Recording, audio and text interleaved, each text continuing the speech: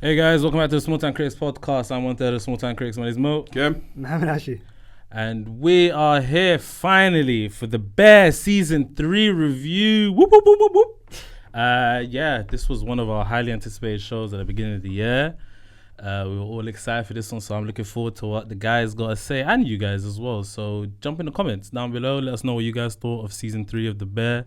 It's out now. All the episodes are out now. It's all on what? Disney Plus, isn't it? Yeah. Disney Plus, yeah. It's all on Disney Plus. So if you ain't checked it out, go check it out. If you ain't seen The Bear at all, you should probably go and watch it. What's wrong with you? It's one of the best shows in like the last however many years. But yeah, great show. But before we get into the review, guys, make sure you like, comment, subscribe, hit the bell so you know when the videos are coming out. And I'm ready to get into it. So Hashi, start with you, brother. What do you think of The Bear, man? This is obviously, as you know, my number one show of last year. I think this show is great. I think this season has been a good season. Obviously, I'd be lying to you if I said it reaches the heights of season 2 and season 1, but that's not a bad thing, because again, for something to have such a high level, it's kind of unfair to think of us for us to think that it can kind of maintain that kind of like top level performance. And I think the fact that this season was also filmed at the same time as season 4 kind of... Oh, really? Yeah. I didn't know that. Kind of tells me that, okay, a lot of the kind of like reward that we want from season 3 and a lot of the kind of catharsis that we want from season 3 that we got towards the end of season 1 and season 2 that we're going to get when the show ends in season 4. But for me, with that being said, there are plenty of episodes in this season which I loved. And there's one standout episode that we're going to talk about in episode 6 that I thought was just incredible and one of the best episodes of TV for The Bear throughout its whole kind of run. But then at the same time, we have, in my opinion, real lowlights like episode 8, Ice Chips, that I really did not respond to at all. I'm on my phone because I'm looking at the episode. Yeah, and I did not respond to that at all. Yeah. But I think overall, there's so many good things about this show and about the season of television. And we're going to get into, obviously, the discourse and the Slate review that kind of very, very infamous Slate review that came out basically saying The Bear is kind of bad because of the whole of The Bear is now bad, and is The Bear any good really because of the season? Because of the season, yeah, and stuff like that. But yeah, that's my 2 cents anyway. Cool. Cam? The Bear is fantastic. The season is, as Hashi said, I don't think the season sort of stands up to season 1 and 2. But that being said, it's still brilliant. There are. I think they slightly sort of stepped up the pace. Obviously, it will make sense that you're saying it was shot at the same time as season 2, but it steps off the pace because there's a lot of background exploration. There's a lot of, which is good for someone if you want to pick up from season 3 onwards. You can do that because there's a lot of explanation. Yeah. Again, it's still The Bear, man. You still have lovable characters, and you have the Facts, you have Kami, you have Richie. They're just absolutely lovable characters. So you can't go wrong in that sense. But it doesn't sit as high as the previous 2 seasons. But ultimately, still a fantastic show. Yeah. The Bear as a whole, obviously, I see both of you that I was talking about as a whole, and then as the season as well. As a whole, it's still elite. It's The Bear, innit? But this season I feel like was kind of a small step down in quality. I think season 2 is just elite. Like, it's just so incredible, season 2. Yeah. And then obviously because of season 2, this season was so highly anticipated. So I don't know if it's like they set the bar too high, or if our expectations are too high because of season 2. I don't know what it is, which one of the other is, but yeah, for me, slight step down in quality. But episode 1 and episode 6 especially, episode 1 called Tomorrow and episode 6 Napkins. Yeah. Man, oh man. That's some of the best TV I've seen this year. Can I ask? Yeah. So obviously, don't want to jump in too quick, but obviously Napkins was directed by Ayo Edebiri. Was that the only one? How do you say her name? Ayo Edebiri. How do you say her name? Ayo Edebiri. I heard her say it's Ayo Edebiri. Edebiri. Yeah. Oh, okay. We're horrible. Yeah. We're shocking. We made a big sing and dance about saying people's names properly the last episode as well. Yeah. But it's Ayo. But yeah, sorry, what did you say? So it's Yeah, directed it's just by her. obviously I noticed that Napkins was obviously directed by Ayo. Yeah. Was that the only? Did you not notice any other episodes? Was that the only one, or was that it? was the only one, because I think the rest were by Christopher Stora, the Yeah. story created and wrote most of the episodes. That's the only one and I know. another director episode. I think directed episode 4 or 3. So there's only 3 episode directors throughout the whole of the season, I believe. Okay, because again, if that's what she's on, yeah, I can't. Again, the visual storytelling on episode 6 was incredible. Just the stuff with the shower, showing the repetitive, aspects of a day and all that kind of stuff. And yeah, you're right. Episode 3 was directed by Duccio Fabri. There you go. Yeah. So again, it just, I think for me, episode 1 set the tone. You're thinking, oh my goodness, it's kind of the best previously on, kind of like.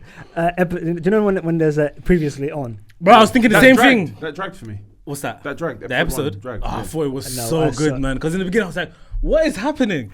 And then they're showing it, and I'm like, this is why Kami is the way he is. Like, they're showing all of these moments in his life that have made him who he is, and all of these different chefs that I feel like he has parts of all of their personality. Yes. Like little bits of everybody that he's taken. Yeah. And just things that happen with his sister. Like, they showed the bit where the car was leaving the house from the episode Fishes from season 2. Yep. I thought everything like almost coming full circle. The way they did it, hardly anyone spoke. in that episode. It was mostly just vignettes kind of thing. I thought it was done so well for me personally, and it made me think like, yeah, okay, cool. Now I'm ready for the season. Exactly, and him like obviously like Nat, what do you call it? Sugar talking to him about like, do you have to go? All this kind of stuff. Nat is the best, man. And then him saying, I'm going to New York has everything. You know what I mean? Don't worry about me. All that kind of stuff. I just thought it was just outstanding stuff, and I thought also like, to see him like being happy, him smiling at Noma, and like in Denmark, and like him just saying, okay, this is what it is to be. You know what I mean? To be him great. Being with Chef, was it Luca, Will Poulter's character? Yes, I think it's Luca, and how you see like his how far ahead conversation he with is. Marcus, and he's be like, I had this chef who I was just trying to be better than, and I couldn't, and stuff like that. And he's just shucking peas like a machine. That's what he said, like a machine. But then obviously you have in this one, you have all the answers of the questions that we had in the first few seasons. Yeah. Because we was like, who is that? Even though it hasn't said it, we know it. Yeah. We're guessing it. It was Chef Kami. But it's now, it was Chef Kami. Yeah, so and we got confirmation of that in Forks, episode 7, when he's when Rich is at Eva, and he sees a picture of them together. But again, but it explains all of that. Episode 1, it did feel a bit long for me, which I understood, maybe because I just wanted to get on. I wanted the action. I wanted the crazy, the high octane sort of essence of the kitchen. Yes. So straight away. So what did you think of like episode 2 and 3?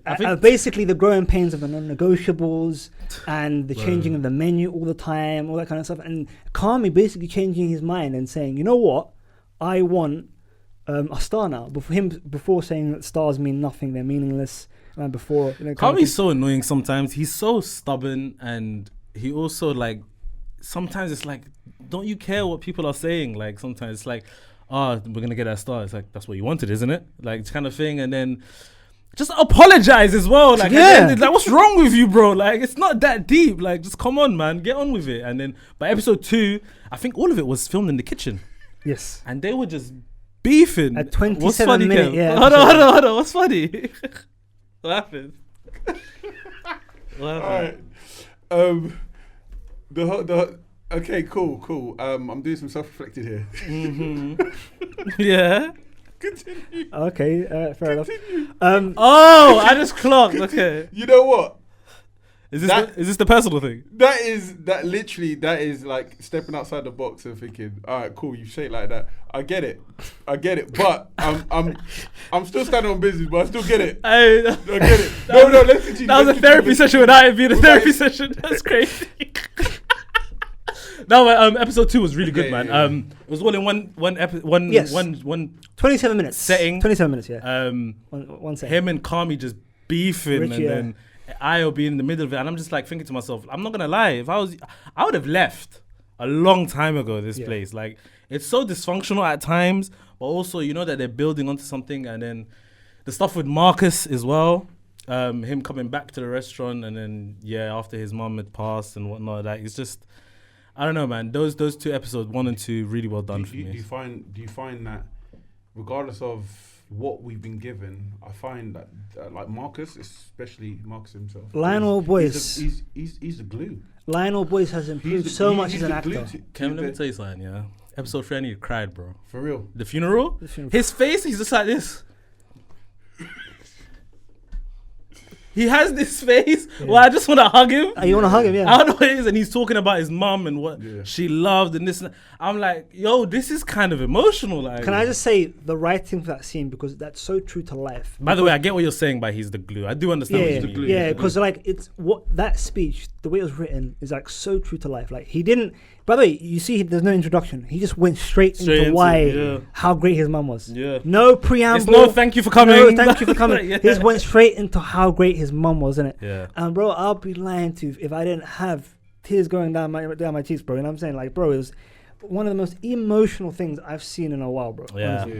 Yeah. No. Obviously, the reason why I say it's the glue, because there was a crazy dysfunction on, obviously, with the menu being changed every shift and stuff like that, and it was just all going madness and chaotic. And then only when he came in, everyone's like, you know what? All right, let's just crack on. He was just like, he looked at the non-negotiables. Like, makes sense. Makes sense. Yeah. It's almost like people's like, why am I complaining? Yeah. Why am I complaining? If he's cool with it, and all of this madness just happened to him. Yeah. And you know, it was a great sort of. I love John Cena. We're gonna go into episode 4. When I say he is the perfect casting for that family. Yeah, he slotted in so perfectly with the facts and the way he's a great actor, man. Can I just say one thing? Yeah, online people are so against the casting of John Cena. I don't get it. Why? I don't get it. What's their reasons? They're saying he's shouldn't, he's out of place in that world. For me, he's even more in place in that world, because the facts are the fact that family, they're crazy, they're dysfunctional. You know what I'm saying? He was perfect for that. He talks exactly like them. He talks exactly like them. And you know what? Sorry, like obviously, the first series, fact is fact. Fact is fact. Second series, like, okay, facts. Yeah. Now we know there's a bunch of them. Yeah. It makes it even amazing. And the whole lore of the haunting and stuff like that. It's just so hilarious. I love the brother, man. I'll never forget in season 2, he's talking in the last episode. He's like, "Hey, how you doing? I like your beret, by the way." And you're like this. I was like, this guy. Teddy's the best. He's the best. Teddy's the best. He's like, my brother Fat. Yeah, proud of him. He's great. But could we jump on to napkins, please? Because it's been the highest rating on IMDb. It's 9.3. Yeah. It's so good. It's anything with Tina in, any sort of backstory with Tina. Yeah. Because I hated Tina at first. The first series, I hated Tina. I think that was on point, innit? Yeah. That was on purpose, isn't it? Any series with any episode with Tina in it. But now you understand why she was so against Carmi coming in and the change and all that kind of stuff. It comes full circle again. You can understand her love for Michael as well. Yes. That's another thing that got me emotional. Her conversation with Michael and with Mikey sitting down and then just chopping up about their issues and things like that. And you see in episode 1 there was a quick he had the picture of the food on the phone. He's like, "Hey, look at this." And then in this episode, you see what he was showing and how it came together and stuff like that. And how proud he is of Carmi and stuff like that. I was like, oh my God, this is so sad, man. Because obviously what's Mikey's ending is and stuff like that. So, yeah. But Tina, fantastic family dynamic. The dynamic with her husband, great. By the way, that actor, obviously, from Dexter. He's always a doorman. Is he? Yeah. No, he's always a doorman. He was a detective in Dexter, to be fair, but he was a doorman in was it the Tower? There was a Tower movie with Eddie Murphy. I suppose.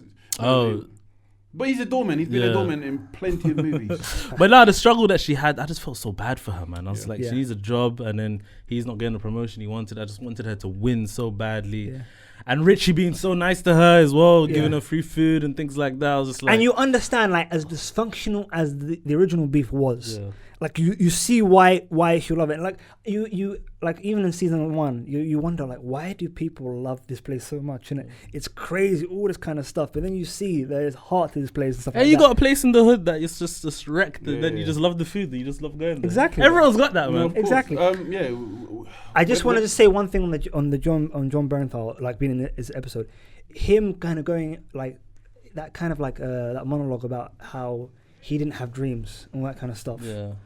And like how like that kind of skipped him, and how like his brother he acknowledges that Kami, you know what I mean, is so far ahead of him. Yeah. But then him remembering, you know what, I like food because like the good things in life Everything happen. good happens around Like, food. what happens around food and that. So Yeah. I just wanted to be around that. Yeah. And like saying all this stuff, and then you knowing he's gonna you know what I mean, he's gonna Yeah. like, you know what I mean, delete himself. It's crazy. Do we think that Sydney, obviously she got an offer to start another restaurant with the now the former chef of Yeah. Ever? Do we think she's gonna take the? With Chef Smudge. I think she will because she was crying in the end. It's almost. What do you think that cry was about? Because it's like it's like a panic attack. Yeah, she's seeing what she's gonna lose. It's because I believe that she is seeing the closure of like the funeral of that restaurant, Ever restaurant, yeah. and seeing the Can happen to anyone. connections and friendships that's happening. Because because it was a choice. It wasn't because it was doing bad. It was a choice. She wanted to sort of start doing her own thing, and it's like all of this love, and she's like throwing away the same love because she could see the same love with the bear. So I think that's what it was, that she's come to a realization that it's a family there.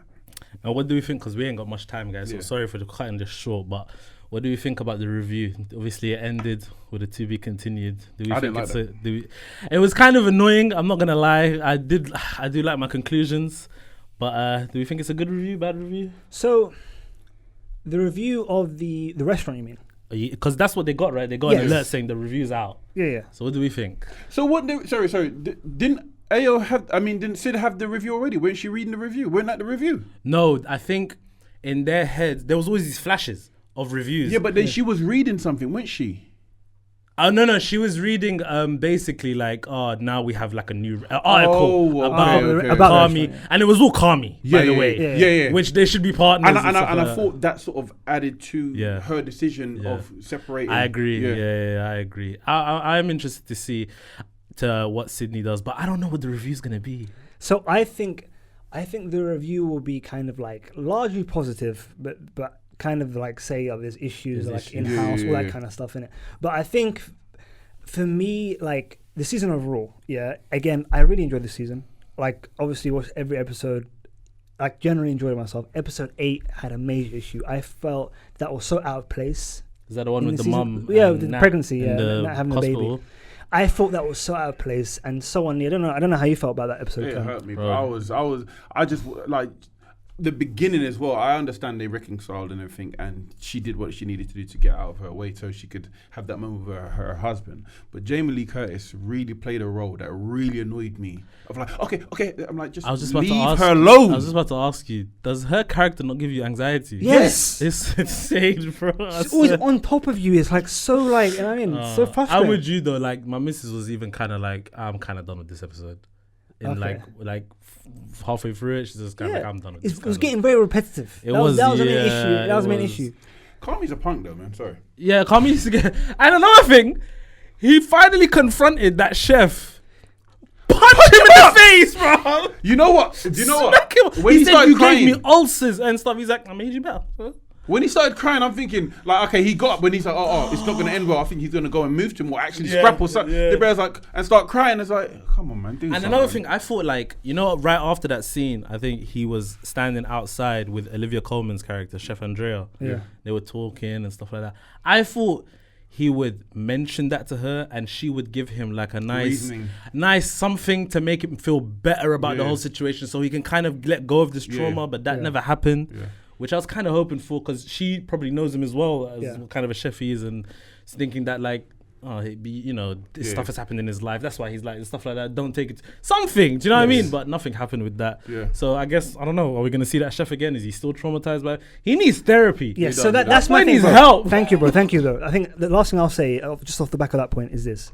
I think throughout this season, we've had Kami basically spinning his wheels. Yeah.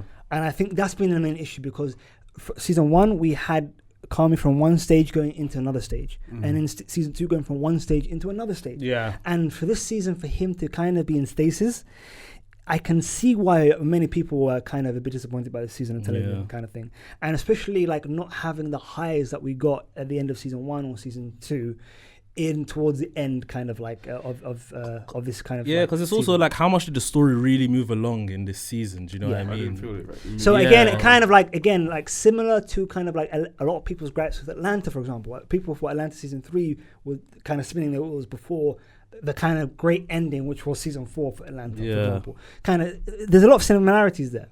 But for me, again, great show. Can't wait for season 4. You know what I'm saying? People online, relax. That's the last thing I'll say. Another interesting thing they mentioned, that the beef part of the restaurant is making way more money than the actual restaurant part. I think next season there's gonna be something that they're gonna switch back to the beef, because they're making so much hoo-ha about getting a star and it being a fine dining. The expenses are too much. They're gonna flip it back. They'll have a dish, and they'll buy but they'll buy all of this stuff for that one dish. Yeah. But then they're only using that dish for one day. Yeah. I'm like, that's nuts to me. And also we had a cameo from the great Brian Koppelman, the guy who wrote Rounders, Billions, all that kind of stuff, which is great. It was great to see him. But yeah, again, I think like similar to Kim, I think probably they'll go back to more of kind of family style, one menu, cooking high quality food, hopefully, and then like staying to a lot of the roots of the original beef. So all right, guys, there's so much we want to say about the bear. We ain't really got much time, so apologies for the shortened episode. But let us know in the comments what you guys think of the bear. Do you guys have any final thoughts? No. Good. We might have to do another episode, but I wouldn't mind, I wouldn't mind. But guys, make sure you like, comment, subscribe, hit the bell so you know when the videos are coming out. Let us know in the comments, like I said, what you think of the Bear season 3 and what you think is going to happen in season 4, what you're looking forward to. And we'll see you for more reviews. Peace.